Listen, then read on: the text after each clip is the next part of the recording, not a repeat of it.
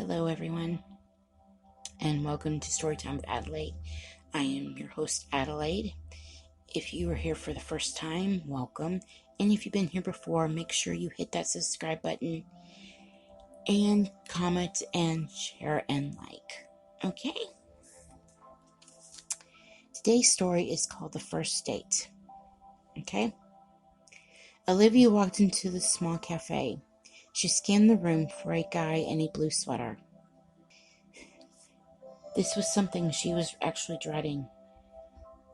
Her best friend, Matt, had set her up on a date.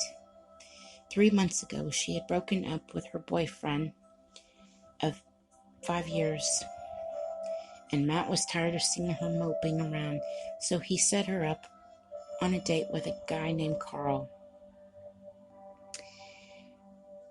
She scanned the room and finally spotted him in a corner table alone, reading a book. She stood there for a minute, staring at the man. Whatever he was reading, he was really engrossed in the book. At one point, he brought his thumb to his mouth and looked like he was nibbling on it. He was wearing dark rimmed glasses that matched his dark hair. She thought about walking out, but then she realized that would be rude. She could at least give this dating thing another try. Not all men were jerks. She ordered herself a coffee and made her way to the table. She looked over the young man's shoulder and saw that he was reading a book of poetry. "Hi," she said, extending her hand. The gentleman jumped and looked up, and then it happened. A jolt of electricity went through Olivia's body. The man was gorgeous. He had deep blue eyes that she could totally swim into, and dark hair. He honestly looked like he had just walked out of a modeling catalog. "Hello," he said in a deep British accent. "I'm Carl." He introduced himself, but instead of taking Olivia's hand and shaking it, he scooped her up in a great big bear hug. Olivia leaned in and smelled his hair. He smelled really nice. The two sat down as the barista brought over Olivia's coffee. She scanned his face for a second. Where the hell was this man when they were looking for men to play Christian Grey in 50 Shades of Grey, she wondered. Not that she had anything against Jamie Dornan, but he really looked like he could have been perfect for the role. "Are you from England?" Olivia asked. Carl's mouth curved into a sexy smile. "South Africa," he said. Olivia asked what brought him here to a small town like Infinity Falls, Texas. "Matthew," he answered. Matthew was a mutual friend of theirs that just happened to set Olivia and Carl up on this date. Olivia made a mental note to thank Matt later. "What about you?" he asked. "Oh, I've lived here all my life," Olivia said.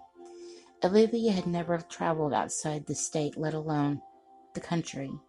She asked Carl what he did for a living.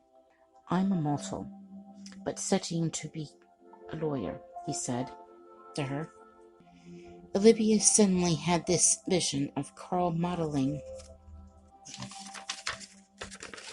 underwear on the beach, somewhere. She actually felt her face turn beet red with heat. "How do you know Matt?"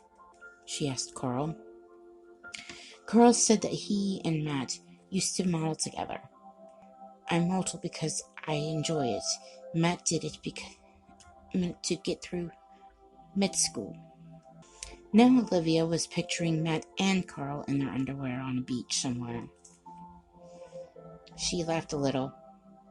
Carl asked what was so funny. She brushed it off and said, "Oh, nothing." The two talked for nearly 3 hours and exchanged stories about Matt. Embarrassing stories, of course. Then Olivia glanced at her phone. "Oh, shit," she said. She was due for work in 1 hour. "Oh my God."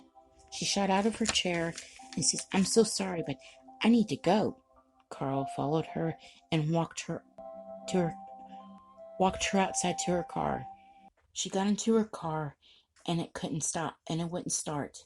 Carl offered to help to take her and she said no. Ugh. Carl followed her and walked her out to her car, but her car wouldn't start. "I could take you," Carl offered.